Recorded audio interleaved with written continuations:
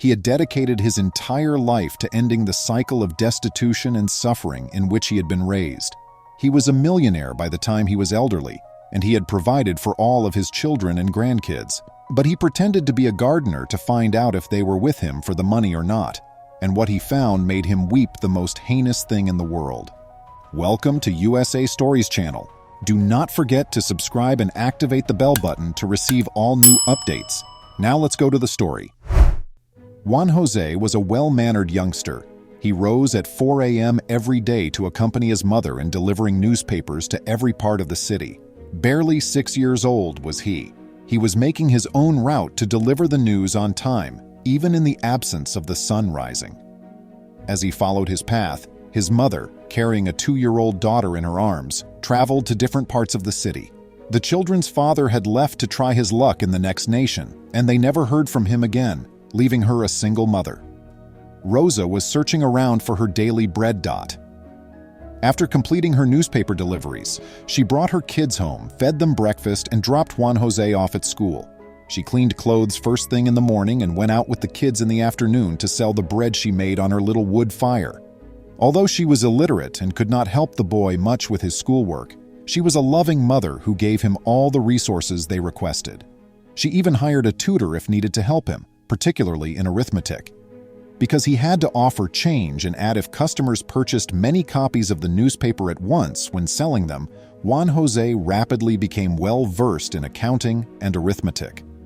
Juan Jose was an extremely talented and diligent worker. In order to construct his mother the kind of respectable house they had always dreamt of, he had committed to fulfill his ambition of studying civil engineering.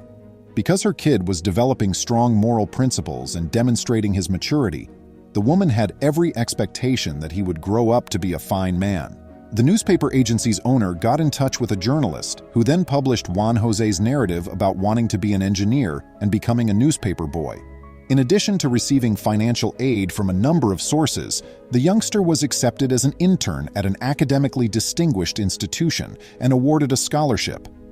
Juan Jose was on the right road since he was a diligent student who consistently achieved academic distinction.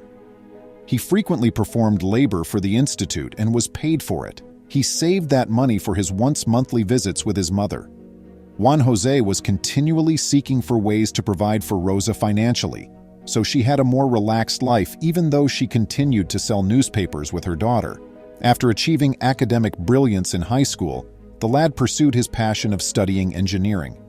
After going back home, the young man got a job delivering pizza. Never one to shirk a task, he worked and studied while stopping his mother from distributing newspapers. Besides, he had taken on the role of helping his younger sister pay for college. He always finished his plan and stood out. His career ended abruptly, but his life did not become any better because he was unable to obtain employment because of a dearth of references. Feeling let down that he would never be able to follow the career that had cost him so much, he searched far and wide before coming up empty. His choice was to immigrate. His mother pleaded with him to stay put. Despite her assurances that they would survive, the young man packed his luggage and left, driven by his ambition to succeed. The woman didn't hear from him for a month until he was able to calm himself and tell her that everything was well and that he had already found work. Doña Rosa expressed gratitude to God for hearing from him. Juan Jose was hired for a construction project, and because the engineer recognized a lot of potential in him, he rose up the ranks. The engineer gave him the go-ahead to lead the team after getting to know him better and discovering that he was also an engineer. His pay rose when the engineer later assigned him to another significant job. As a result, he was able to give his mother enough money to live comfortably and buy a stunning home they could never have dreamed. The opportunity of a lifetime came to Juan Jose during his 3rd year abroad. The engineer who worked with him suggested that they form a partnership and start their own construction business. The young immigrant was first terrified, but he put all of his funds with the engineer, and that's how they began the project that would undoubtedly transform their lives.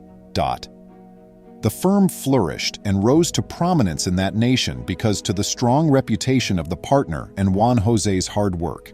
He succeeded in letting his mother and sister move in with him a year later.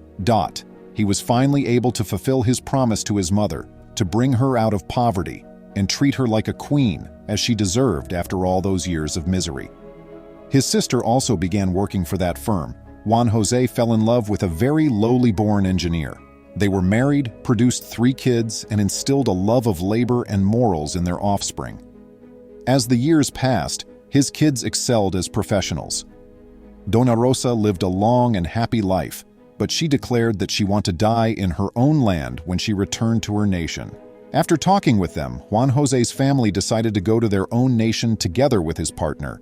He launched a firm branch in his nation, and the venture proved to be prosperous.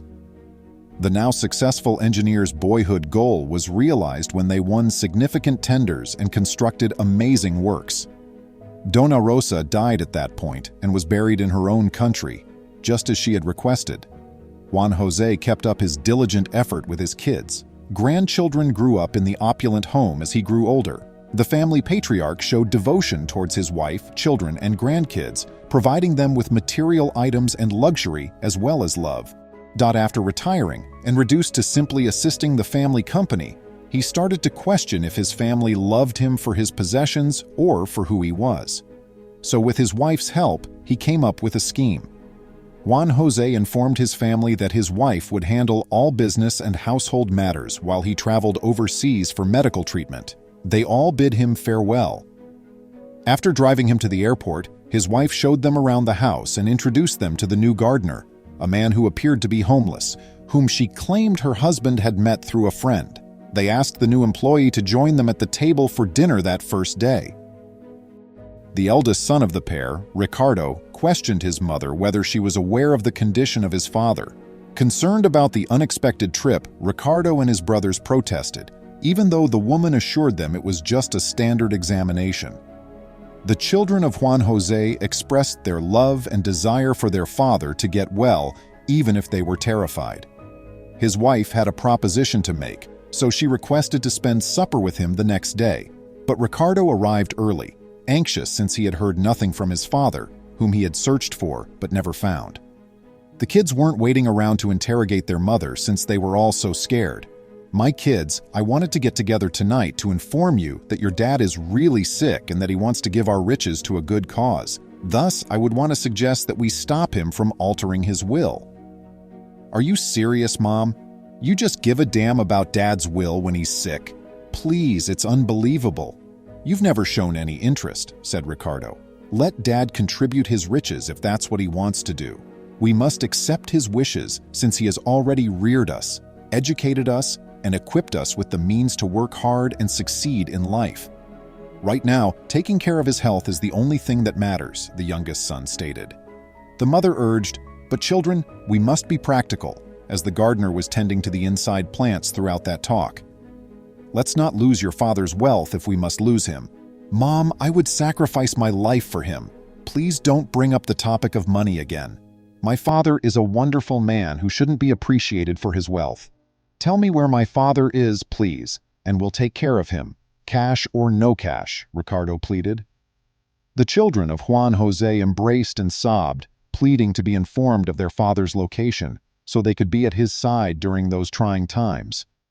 The gardener's children showed him that they loved him for being their father, not for the legacy he could leave them, as he raced to embrace them, removing his beard and cap.